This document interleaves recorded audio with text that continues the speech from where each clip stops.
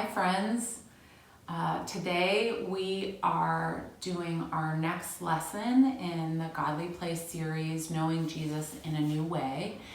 And this lesson is based on John 21, verses 1 through 23. So if you want to read, all of these stories are based on the Bible. I just am telling them the old way, where we would be talking about them together.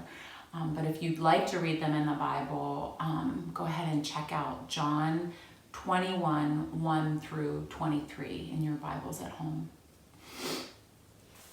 We're going to remember our past lessons, and then we'll move on to our lesson for this week.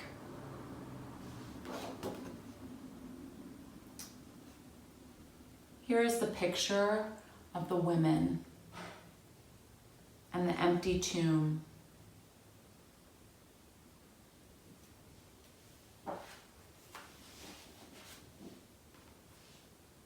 Here is the picture of Jesus' followers who walked with a stranger along the road, but then realized it was Jesus when they broke bread together.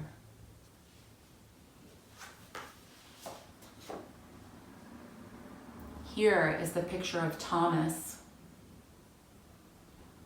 Thomas, who was not ready to believe that Jesus had been resurrected for real until he saw Jesus's hands and his wounds. This is a picture of Jesus reaching out to Thomas in his doubt.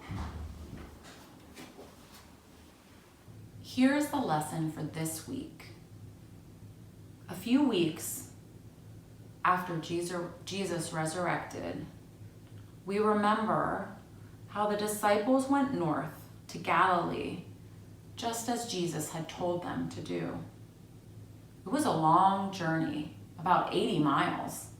It would have taken them about 4 days of walking. Many of these men were fishermen.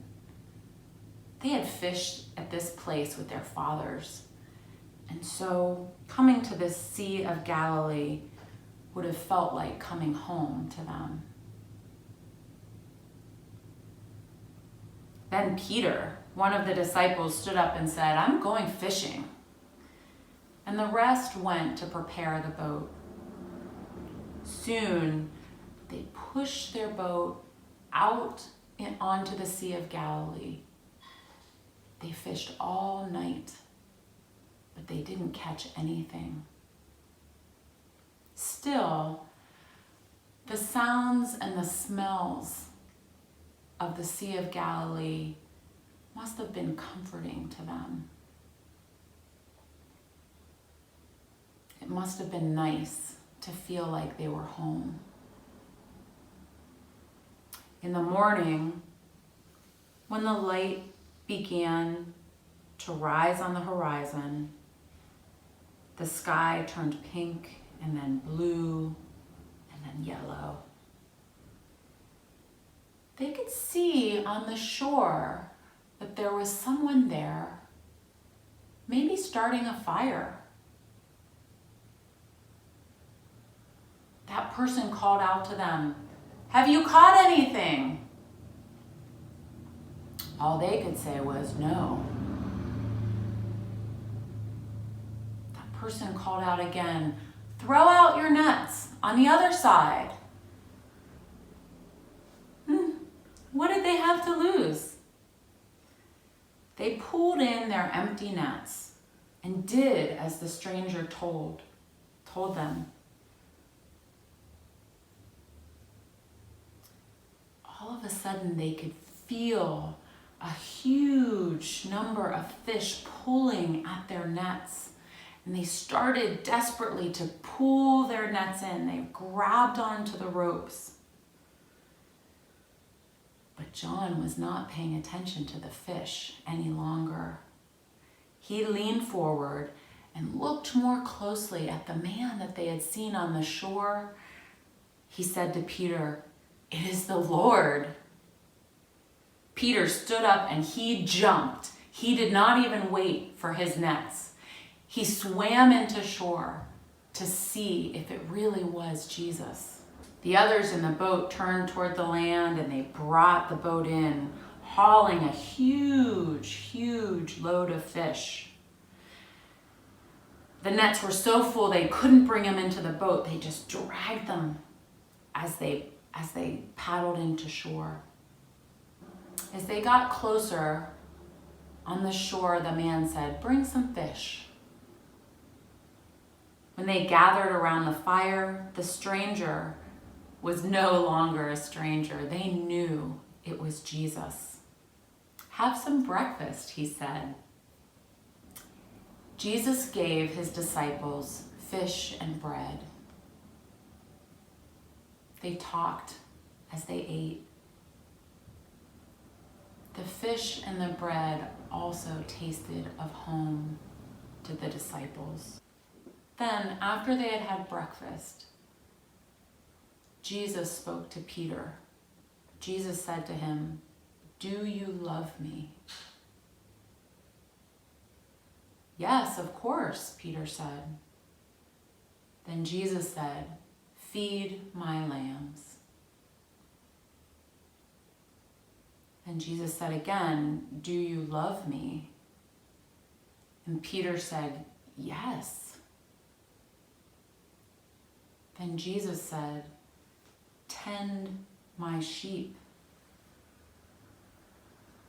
And for a third time, Jesus said, "Do you love me?" I can imagine that Peter maybe felt hurt. "Jesus, you know that I do." And Jesus said a third time, "Feed my sheep." Jesus then began to talk to Peter about growing old and how he may need help in old age. Sometimes people tell you what to do, even if you don't want them to. And years later, they wondered if Jesus was giving Peter a hint at his death in Rome. Jesus said, "Follow me." Did he mean all of them? No.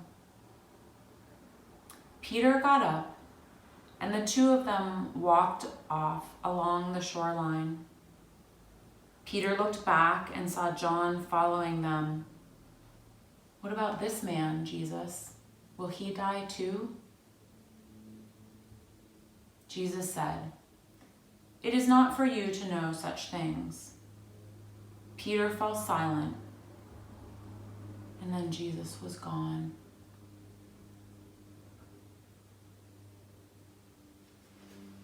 I wonder if there's anything at your house or in your apartment where you're living that can help you tell this story. When we have our call this week, I would love for you to show me something at your house that reminds you of this story of the disciples who went fishing and then knew Jesus in the morning when he revealed himself on the shore.